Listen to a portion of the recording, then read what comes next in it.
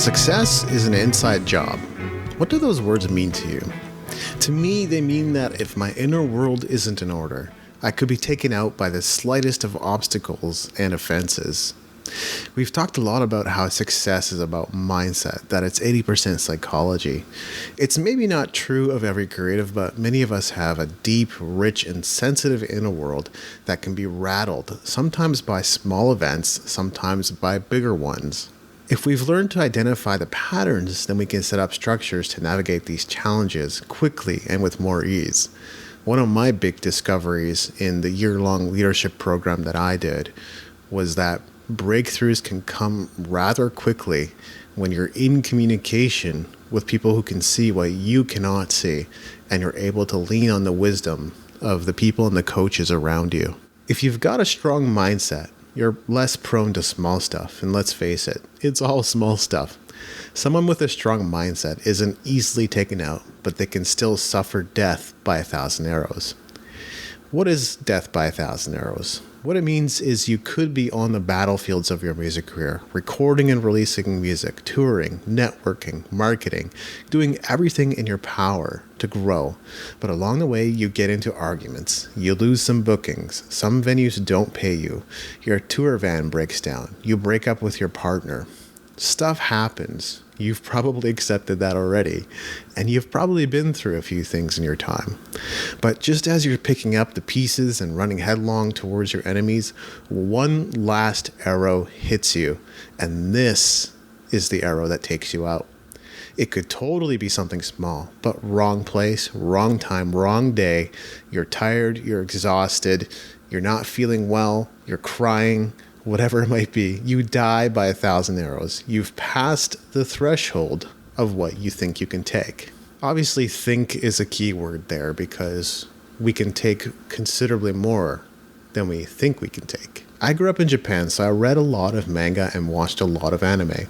One of the titles I remember getting into was Star of the Giants, also known as Kyojin no Hoshi, a story about a boy who aspires to become a professional baseball player and the struggles he navigates alongside his father. It is, after all, a bit of a fantasy world, so much of it is dramatized and some of it is adjacent to reality. But the point being, time and again, the protagonist, Hoshi, reaches impasses in his career, moments when he sustains an injury or a rival finds a weakness in his pitching, and there's just no way around it.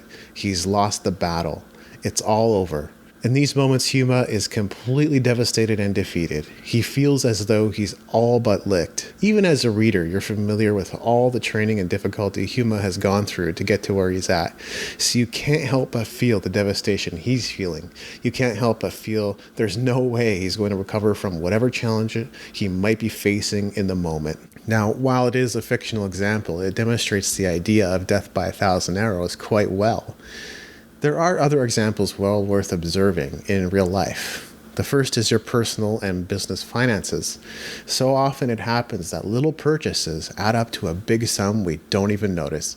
An app purchase here, another subscription there, and before you know it, you find yourself thousands of dollars in debt. I'm currently working with consultants on a consumer proposal, but I can say with alacrity that I didn't find myself in this situation because I was lavishly spending on parties, a new home, a new car, or anything of the sort. It was death by 1,000 arrows. I would also describe my move from Calgary to Abbotsford a death by 1,000 arrows. First, I started having issues with the lock on my car because the door handle was starting to separate from the lock, and that meant I had to press on it to get the key in the door. That was before I even left Calgary. Then the day we were scheduled to leave, we stopped at a restaurant for lunch, and because of the problems mentioned earlier, I couldn't unlock my vehicle, and my friend's dog was locked in. I had to call roadside assistance to get the door open, but now I had a brand new problem. Every time I opened a door, the security system got triggered and the horn would go off for 5 to 10 minutes at a time. As we reached the halfway point on our journey to stay at an Airbnb, I disconnected the battery of the car. But the next morning, my car wouldn't start, so I had to get a boost. And to add insult to injury, the security system didn't reset. As we stopped for breakfast that morning, I started fiddling with the remote starter that had come with the car, and somehow, someway, I managed to turn the security system off. I thought it would be smooth sailing from there, but oh, how wrong I was. We were about to drive through the Coquihalla Highway, over 4,000 feet above sea level. My car had some trouble getting up those hills, but somehow I managed to get all the way to Hope, BC, where we stopped for gas. I tried getting back on the highway, but the symptoms I experienced earlier had gotten worse. Finally, I had to stop at the side of the highway because the car just wouldn't go anymore. We had no plans of staying the night in Hope. That's exactly what we ended up doing while the mechanics looked over the car. The next morning, they told me the car was toast. Repairing it would cost me more than the value of the car itself. Death by 1,000 arrows. In that moment, half a dozen possibilities ran through my mind, trying to figure out how I was going to problem solve this one. Ultimately, I ended up buying a new car, but sitting there at the car dealership at Hope, I wanted to throw in the towel, whatever that would have meant in that moment, because I don't know how I would have thrown in the towel. I had nowhere else to go. A fundamental and crucial realization to being human is that people, circumstances, and events are what they are. They don't have any inherent meaning. But being that we are human, it's easy for us to turn them into our problems. We like to attach meaning to them. It's not wrong that we turn them into our problems, but we should be mindful of the fact that this happens on autopilot. Otherwise, we can't really identify exactly why we're thinking what we're thinking or how we're feeling. So what's the best way to avoid death by 1,000 arrows, you're probably wondering. Here's an analogy from the health sector. An ounce of prevention is worth a pound of cure.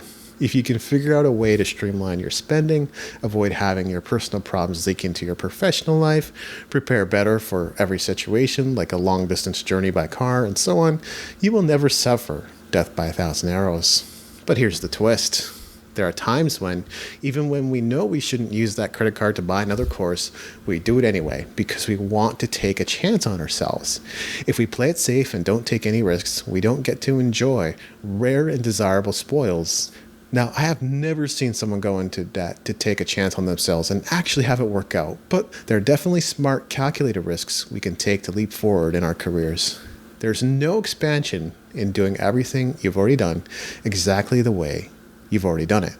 Expansion usually is uncomfortable. Death by 1,000 arrows is very uncomfortable, but it will lead to expansion if you're willing to work your way through it. Because even when you think you want to throw in the towel, you're basically left with no options. The only thing you can do is to keep going. You know, over the years, people have said to me, DA, I really resonate with your writing. I think you should start a magazine. Well, we've been planning this for a while. It's not a magazine, but it is a print newsletter, our brand new print newsletter, Elite Players Newsletter. If you haven't had the opportunity to check it out yet, you want to go to musicentrepreneurhq.com/elite newsletter. That's ELITE newsletter. You get 4 incredible bonuses just for signing up to receive the first 2 issues, including 4 group Q&A and coaching sessions, members-only audios, a lifetime subscription no less, my latest book, The Music Entrepreneur Companion Guide. You're going to get a physical hardcover copy, and my forthcoming book, The Renegade Musician, also a physical hardcover copy. So go to musicentrepreneurhq.com/elite newsletter to learn more about this incredible offer.